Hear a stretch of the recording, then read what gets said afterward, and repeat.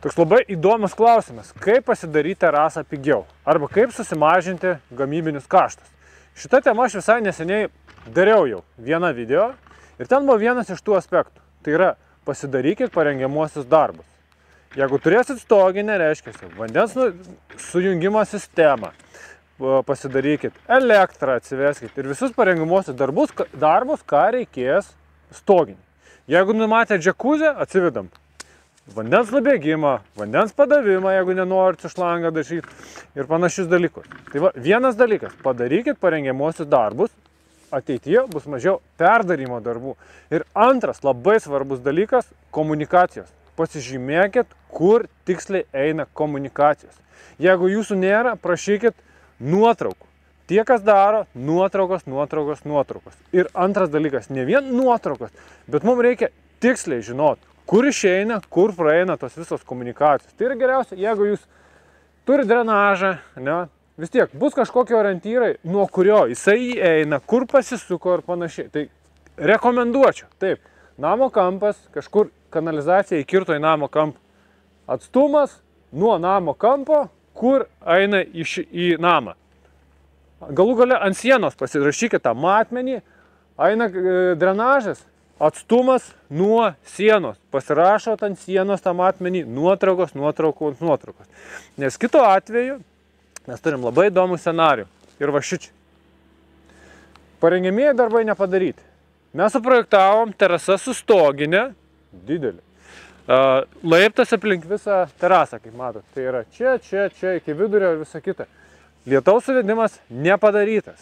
Lietaus suvedimo po terasą leisti negalima, nes jeigu yra didelė audra, visa kita labai didelis kiekis vandens paduodama virš drenažą, jisai užsikiš. 2-3 metai ir jisai užsikiš. Dėl to vanduo turi būti į vandenį. Tai vat kokią istoriją mes turėjom šitam objekte. Ne? Užsakovas pirmiausia sako, žinai ką, Sauliau, mano drenažas yra pagal šitą kraštinę kažkur, netoli pamato. Kas gaunasi? Žiūrėkit, aš atvažiavau, sakau, gerai, atsikasėm šičią vietą, randam oranžinį vamzdį, bet nerandam drenažą, sakau. Kiek tas drenažas? Sakau, 30 cm. Kasam, nerandam. Radom oranžinį vamzdį, sako, čia lietaus kaip ir neturėtų būti. Tiksliau sako, turi būti, bet kažkur jisai išvesta stoginė, bet pabaigta. O sakau, kuris buvo? Niekas nežino. Ok.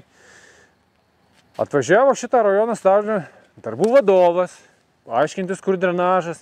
Jisai pradėjo čia kasinėti. Kapstė, sako, prie pat pamato. Gerai, kasam prie pamato. Nėra. Atvažiavo tada kitas žmogus, brigadininkis, kaip ir man išaiškino. Kuo skiriasi darbų vadovas nuo brigadininko?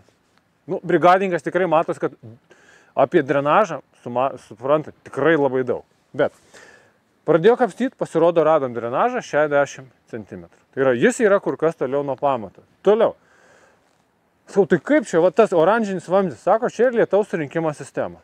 Jeigu pas mus šulinukas yra anam namo kampe, tai reiškia, nuo šito kampo tiek drenažas, tiek lietaus surinkimas eina aplinkui.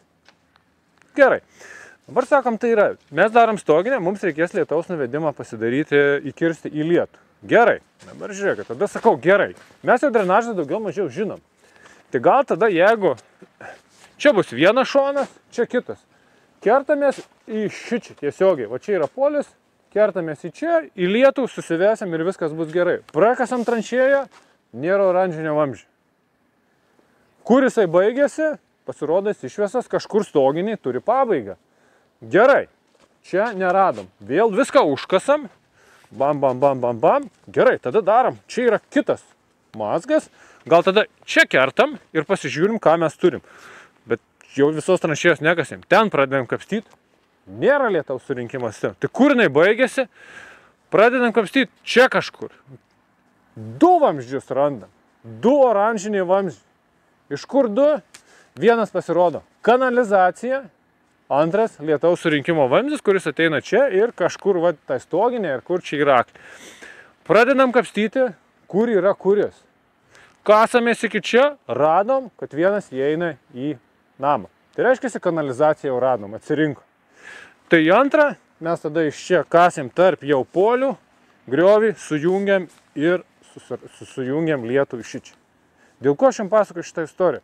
Matot, kad visiškai neaišku, kur yra tos komunikacijos. Žinom, kad čia yra, bet kur ir kaip niekas nežino. Mes pusę dienos pragaišom, kol kapstėm, ieškojom ir išsiaiškinom, kur yra kas. O šitoje vietoje aš visada kartojau ir kartuosiu. Užsakovas visada moka už laiką, kurį meistras praleidžia jo objektą. Jeigu užsakovas ateina, sako, čia yra tas, aš nepadariau parengiamųjų darbų, bet prasikasam ir čia įsikertam, mes sugaištam valandą. Bet jeigu reikia ieškoti, mes sugaištam pusę dienos. Tai va, bičiuliai, patarimas, ne tik padarykit parengiamosios darbą, bet tiksliai susižymėkit, kur yra komunikacijos. Tai va, šią dieną toks patarimas, iki karto. Iki.